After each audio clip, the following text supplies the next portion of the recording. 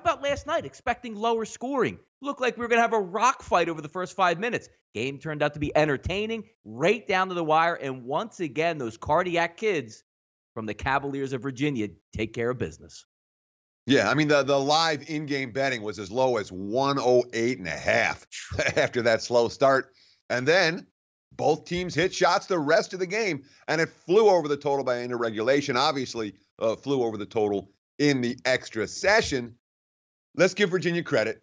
I'm going to give Virginia credit. They played probably their best, not probably, they played their best game of the tournament last night. And it took them a while to have one, but they brought it, and it was enough to get the win. Well, that and the refs. I mean, again, how do we get away from the controversy with this stuff, Donnie, when it comes to championships? I'm baffled by it. And again, I had the wrong side. I had Texas Tech in my pocket, but up 3 in overtime, Kyle Guy slips. Oh, and Texas Tech gets called for the foul. Moretti gets called for the foul. And then Moretti's got the ball. Looks like it's a fast break the other way in a one-possession game. And the refs come in. Oh, well, maybe it tipped off his finger. Maybe it didn't. And they reverse it. And they give the ball back to Virginia. And in my mind, of the two, one's a missed foul call. It happens. But when you're going to video replay review, it has to be clear, incontrovertible evidence. I don't think it was. And that determined who I'm not saying it determined who the champion was, but it went a long way to determining who the champion was in a one-possession game, turned into a two-possession game, and never got closer after that for Texas Tech. So I'll give Virginia all the credit in the world. Bouncing back from last year, great story. The media loves it. But I thought Texas Tech got jobbed a little bit last night. And, anyone that played Virginia probably thinking they got jobbed a little bit in the NCAA tournament. There was more than one lucky win for the Cavaliers.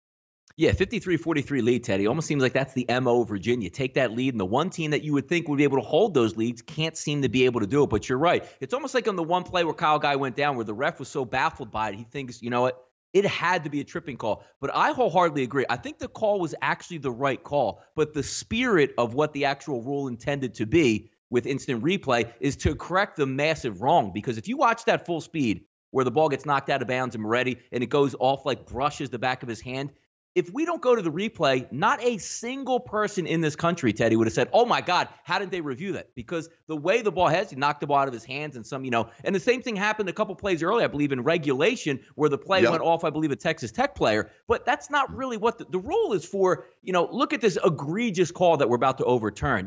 Nickel and diamond and scraping the back of a hand. I don't think that's what the spirit of the rule is intended for. And the question is, did it legitimately scrape the back of the hand?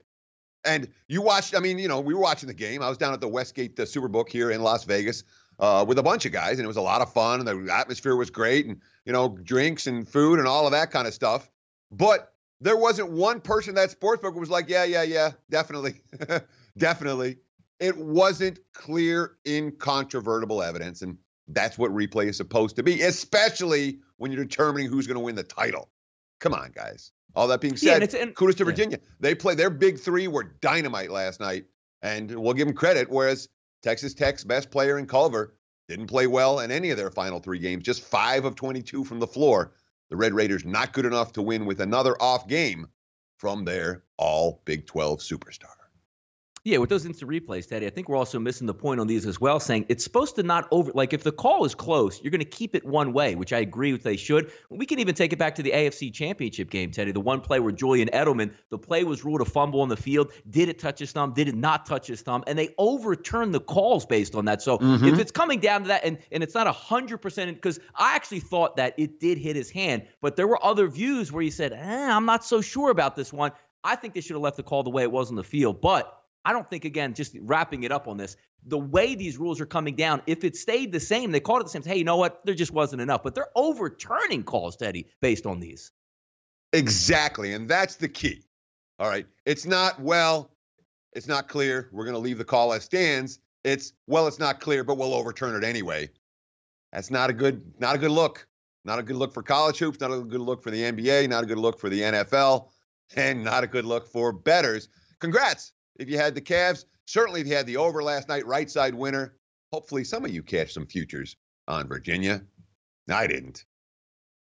They talk about bad beats, bad runs. Why don't we take a look at some Major League Baseball action with the Orioles? If you're not following along, it's early in the season. We did the preview for the Baltimore Orioles. Obviously, it's not intended to be a great season for them, but something remarkable is going on. A high-priced player, Teddy, 7 years, $161 million, now in the midst of an 0 for 49 run in Major League Baseball with plate appearances. Statistically, I don't know where this factors in, actually, but this is one of the more amazing stats I've ever seen. And we're not just talking about a pitcher, Teddy, who's just going up to the plate and swinging. We're talking about a big money guy that dropped over 50 home runs not too long ago. Sure. A guy who they signed to a 7-year, $161 million deal, which was essentially the start of the downfall of the Baltimore Orioles. The organization has gone south in a hurry since they signed Chris Davis to that monster deal. But we're talking about 42 home runs compared to 402 strikeouts since signing the deal. He's hitting 185 overall, but he's 0 for 49 now. That's going to be rough because Chris Davis, he's lost it. And they got 5 more years to pay this guy. This contract looking worse by the hour, and no one's going to take that deal. Baltimore's inept front office has left them with this. My condolences, Orioles fans. Although, you've been backing Baltimore, you're still making money, 5-5 on the season. The O's finished 500 this year. They'll be as profitable as any team in baseball because the market's certainly not high on the Baltimore Orioles. No, anybody starting out the season, especially seeing with the Yankees lineup that they had to deal with quite a few games already, a 5-5, you would have take that and run with it. But I think the Baltimore Orioles, Teddy, the front office ownership, maybe missed the boat here. Could have saved on that money there for Chris Davis. Maybe applied to a shortstop third baseman that you had, for a few years that looks like a pretty darn good player that escaped to San Diego. But that's neither here nor there. Another late night collapse last night. Mad Bum, Teddy, at home on the mound, staked to a 5-0 lead against those Padres. And it dissipates as the game goes on. 5th inning, 6th inning, 7th inning. 6-5 winner by the Padres here. Ouch, Mad Bum. Yeah. We were watching the book last night and go, oh, look, there's another home run for San Diego. Oh, there's another home run for. Oh, my God, they took the lead. Tatis hit the 2-run shot. Myers hit the solo shot.